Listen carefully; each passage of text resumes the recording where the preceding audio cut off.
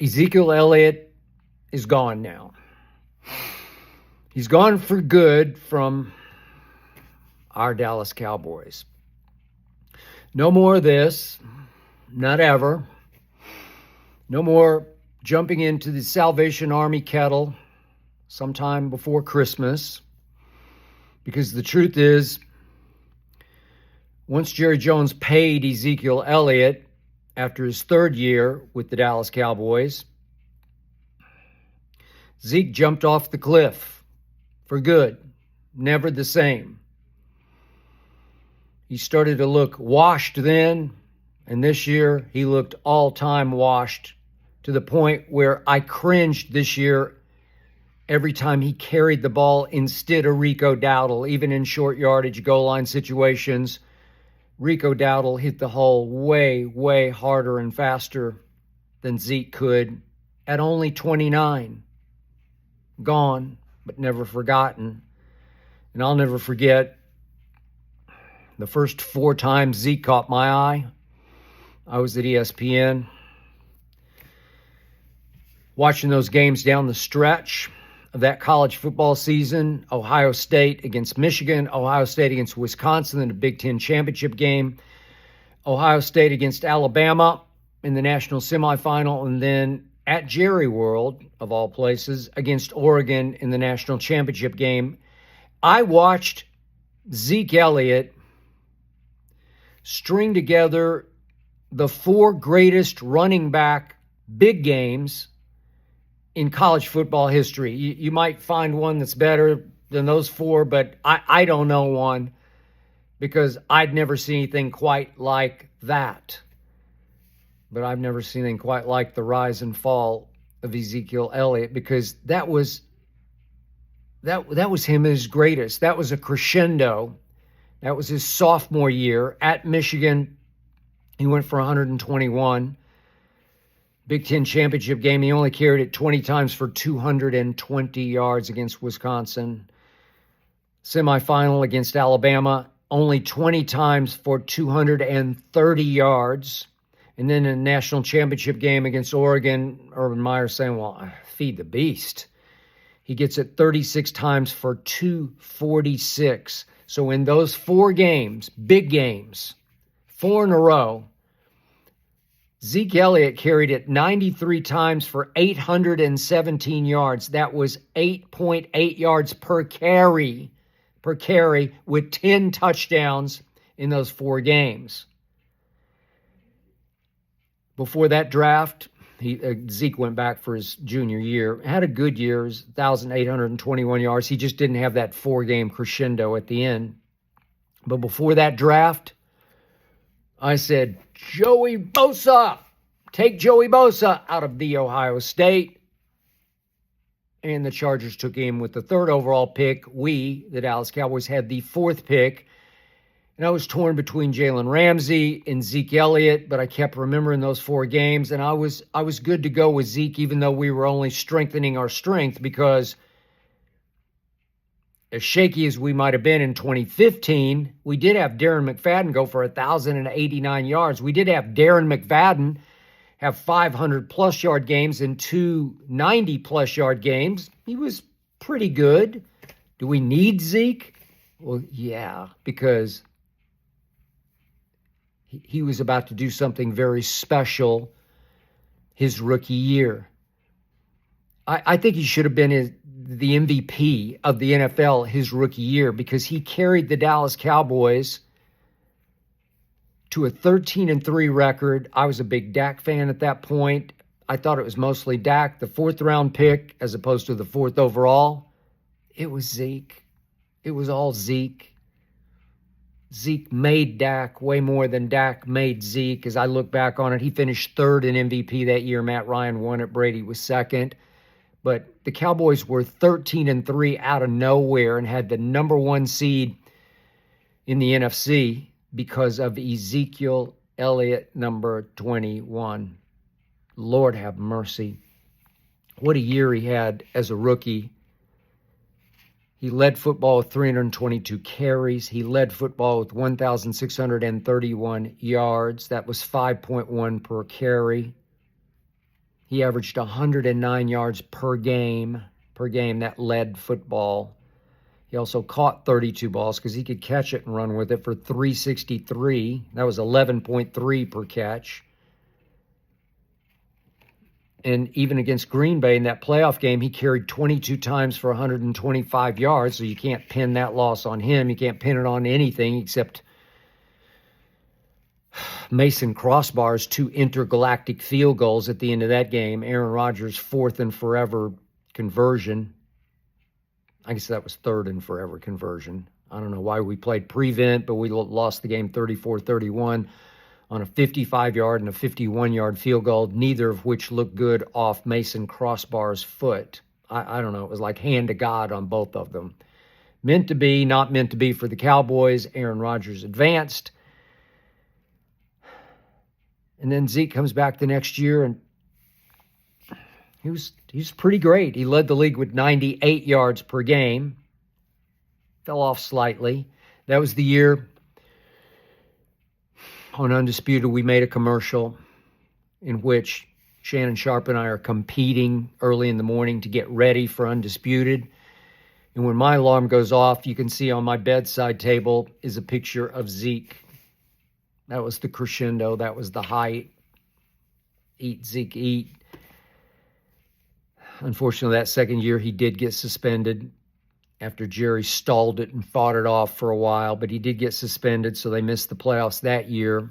Third year, he fell off a little bit. 96 yards a game. Still led the league in rushing. Still pretty great. And against Seattle, he's pretty good. Went 26 times for 137 yards in a home playoff game that Dallas won. But then one wheel started to wobble, not fall off, but wobble. At Rams, Zeke went 20 times for only 47 yards, and we lost a fairly close playoff game. Dak played pretty well in that game. Rams and Jared Goff played better. By the way, Jared Goff went number 1 in Zeke's draft that year. And then it happened. Zeke held out Cabo San Lucas. Jerry did what Jerry always does, made him miss camp. That was fine because he's a running back. You want to protect him anyway.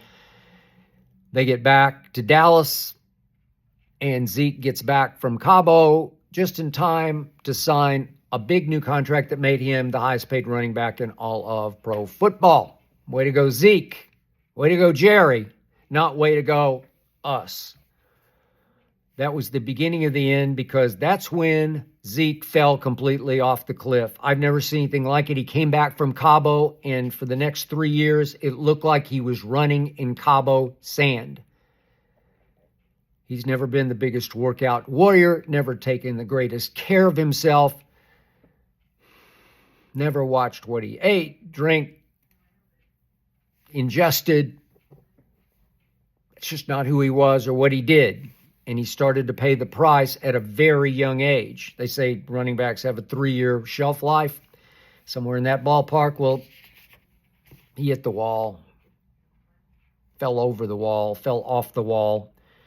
Would you believe that every year Zeke played pro football, his yards per game fell off? Again, that first year, 109 per game led, in 98, 96. Then we go to his 4th year, 85. Then 2020 was 65. Then 2021 was 60. Then 2022, his last year, the first time around in Dallas, was 58. Then he goes to New England because Belichick is buying into reputation. And he averaged 38 yards per game, as I predicted he would or wouldn't. And then this year, he comes home because Jerry said, I'm good. I got Rico Dowdle and I got Zeke. I don't need to go get Derrick Henry. I know he lives in Dallas, would crawl to the star to play for the Cowboys, but I don't need him. I don't need any Saquons. I don't need to spend that kind of money. I'm good.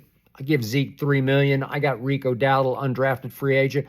I'm good to go, and my Dallas Cowboys are good to go right on home after next Sunday. And that was it for Zeke. He averaged 15 yards per carry this year. He started off with 40 yards in that opener at Cleveland, and some people said happy days are here again. Next best game was 34 in that loss at San Francisco. Next best game was 30 yards in the win at Carolina, 30 yards. Longest run of the entire year came at San Francisco, 11 yards for Zeke at San Francisco. It was pathetic. It was hard on my eyes. It was impossible to watch. I look at the rest of his playoff games in Dallas. San Francisco at home that year against Jimmy G and the 49ers. He had 12 carries for 31. At Tampa Bay, big win, big game by Dak. Brady's last game in pro football. Faded into the night and to the sunset. Zeke in that game had 13 carries for 27 total yards. And then at San Francisco, following that win, Zeke went 10 times for 26 yards. Hit the wall. He jumped into the Salvation Army kettle and jumped right off the cliff. Just hard to watch. Never seen anything like the rise and the fall. Should have been the MVP his rookie year in Dallas. Had a 4-game, big game stretch at the end of his sophomore year at The Ohio State University, unlike any running back has ever had in the history of college football. Kaboom and kaboom. If you want to know the truth, if you look real hard at this,